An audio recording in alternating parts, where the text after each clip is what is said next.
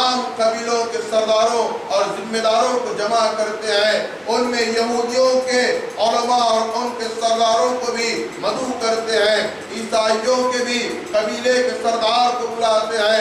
आप देखें अल्लाह के रसूल एक ममलिकत का क़याम अमल में ला रहे हैं, तमाम मज़ाहिब के लोगों को आप जमा कर रहे हैं और जमा करने के बाद आप ये तजवीज़ रखते हैं कि मुखालिफ अगर तुम पर एक कबीले पर हमला करेगा, दुश्मन की ताकत ज्यादा होगी, तो एक कबीले के अफराद उससे मुकाबला नहीं कर पाएंगे।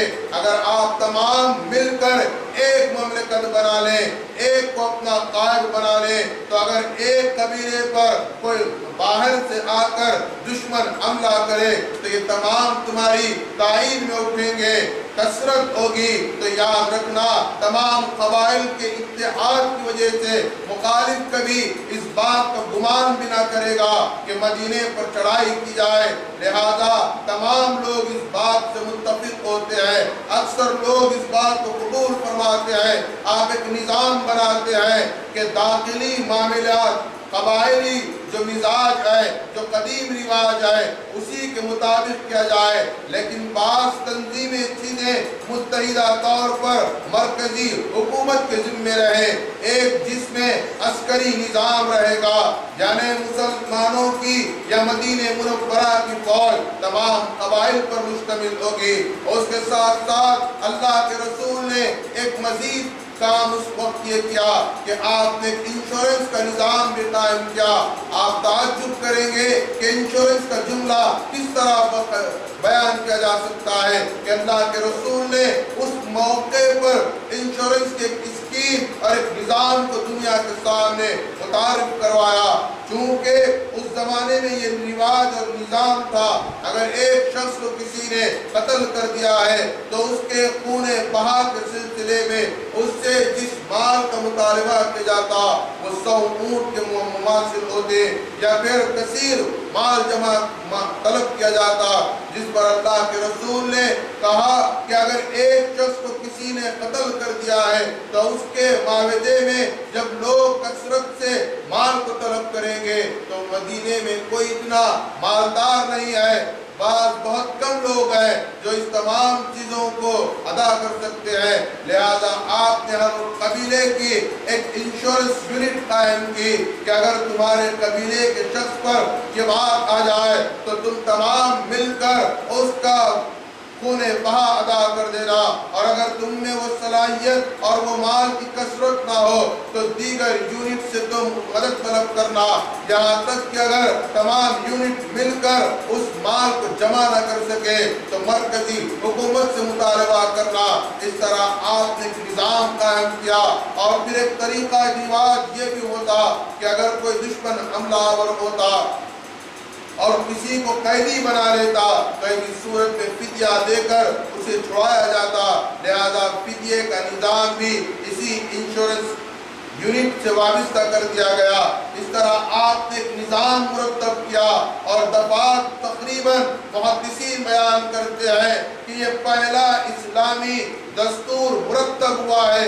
तारीख़ इंसानियत में बहुत सौ ने हुक्मरानी की है, लेकिन किसी का दस्तूर मुरतब नहीं था, जबकि सबसे पहले अल्लाह के रसूल ने दस्तूर को मुरतब किया और 52 दफात उसमें शामिल किया है।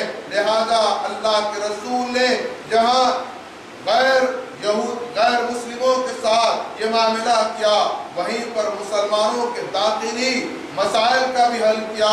चूँकि महाजिरीन मक्के से अपना वतन, अपना माल, अपने तन के कपड़ों से मस्जिद मदीने मुनव्वरा आ चुके थे, लिहाजा उनमें भाईचारगी को कायम किया, मुआक़ात को कायम किया और कहा कि तुम्हारे खानदान इस वक्त 4 अफराद पर मुश्तमिल है तो ये 2 तुम्हारे खानदान के शरीक रहेंगे।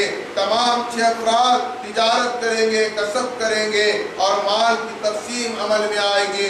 इस तरह रफ्ता रफ्ता जो माली सूरत हाल बिगड़ी हुई है, जो मुफ्लिस और लाचार है, तुम ना इनके एहसान मंद रहोगे और न ये तुम पर बोझ रहेंगे। بلکہ تم میں شریک ہو کر اپنی زندگی کو سنواریں گے۔ اس طرح ایک داخلی مسلمانوں کا جو معاملہ تھا اللہ کے رسول صلی اللہ علیہ وسلم نے دور فرما دیا۔ آپ غور کریں کہ یہ تمام چیزیں اللہ کے رسول کی سیاسی ہیں، اس کے علاوہ بعض قانونی دستاویز اور تحریر بھی ہمیں ملتی ہے۔ جیسا کہ ایک مرتبہ اللہ کے رسول کسی غلام کو خریدتے ہیں تو تحریراً اس کی خریدی کا معاملہ موجود رہتا ہے۔ کبھی آپ کسی غلام کو آزاد کرتے ہیں تو تحریر اس کی بھی موجود ہے۔ حتیٰ کہ آپ کو تعجب ہوگا کہ ایک مرتبہ اللہ کے رسول مسجد نبوی مدینہ منورہ سے ایک شخص مکے کے لیے روانہ ہوتا ہے تو آپ اس کو خط لکھتے ہیں کہ مکہ پہنچ کر سب سے پہلا کام یہ کرنا کہ زمزم کا پانی مجھے بھجا دینا۔ آپ غور کریں کہ اللہ کے رسول زمزم کے پانی کو کس قدر پسند فرماتے ہیں۔ تحریر آج بھی موجود ہے تو غور کریں کہ اللہ کے رسول کے یہ نجی معاملات ہیں۔ تقریباً جو اللہ کے رسول نے املا کروا کر جن چیزوں کو ضبط تحریر لایا وہ تقریباً 400 سے زائد ہے، جو کہ آج بھی الحمدللہ محفوظ ہیں۔ اور یہ تمام چیزیں ایک سیاسی مملکت کے لیے ضروری ہے یا پھر اللہ کے رسول کی نجی زندگی سے متعلق تھی۔ لیکن آئیے اب ہم دیکھتے ہیں حدیث رسول مکرم صلی اللہ علیہ وسلم کا وہ دینی پہلو کہ اللہ کے رسول نے جن احادیث کو بیان کیا، صحابہ نے کس طرح ضبط تحریر لایا۔ ایک روایت ہمیں ترمذی میں اس سلسلے میں ملتی ہے، حالانکہ اس صحابی رسول کا نام ذکر نہیں کیا گیا، لیکن وہ صحابی اللہ کے رسول کے سامنے عرض کرتے ہیں کہ یا رسول اللہ، آپ کی ارشادات کو میں سماعت کرتا ہوں لیکن میرا حافظہ بہت کمزور ہے، گویا میں آپ سے اجازت طلب کرتا ہوں کہ آپ اگر اجازت دیں تو میں ان ارشادات کو تحریراً ضبط کر لو۔ اللہ کے رسول فرماتے ہیں استعن بیمینک، یعنی تم اپنے سیدھے ہاتھ سے مدد لو۔ گویا آپ انہیں اس بات کی اجازت دیتے ہیں کہ تم میری احادیث کو لکھ سکتے ہو، تحریر کر سکتے ہو۔ وہ صحابی تحریر کرتے ہیں۔ اس کے علاوہ ایک اور دلچسپ واقعہ اس سلسلے میں ہمیں ملتا ہے جو حضرت عبداللہ ابن عمر ابن عاص کا ہے، جو کہ 16 اور 17 سال کی عمر کے ہیں، لیکن علم دوست ہیں۔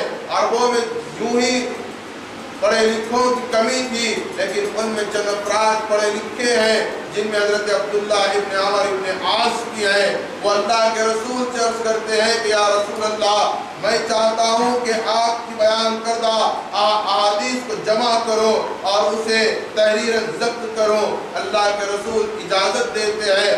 آپ روزانہ کا معمول بناتے ہیں کہ مسجد نبوی میں تشریف لے آتے ہیں، کاغذ اور دوات ساتھ رکھتے ہیں اور فوراً تمام حالات اور واقعات کو لکھنے لگتے ہیں۔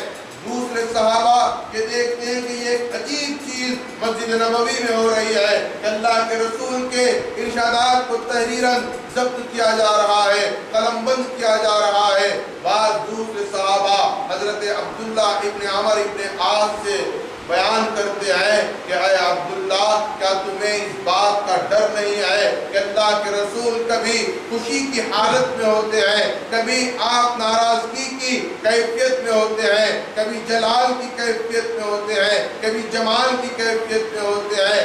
اللہ کے رسول بشر ہیں، لہذا موقع مناسبت سے تم بات کو لکھا کرو، اور مناسب یہی ہے کہ تم لکھنا ترک کر دو، اور یہ مناسب نہیں ہے کہ اللہ کے رسول کے ارشادات کو لکھا جائے۔ حضرت عبداللہ ابن عمر ابن عاص، اللہ نے انہیں فہم عطا کی تھی، انہوں نے اس مشورے پر عمل نہ کیا، بلکہ راست اللہ کے رسول سے یہ ماجرا بیان کرتے ہیں کہ یا رسول اللہ، جب آپ بیان فرماتے ہیں، آپ بشری تقاضوں کے تحت مختلف کیفیتوں میں ہوتے ہیں، کیا میں تمام باتوں کو تحریر کر لوں؟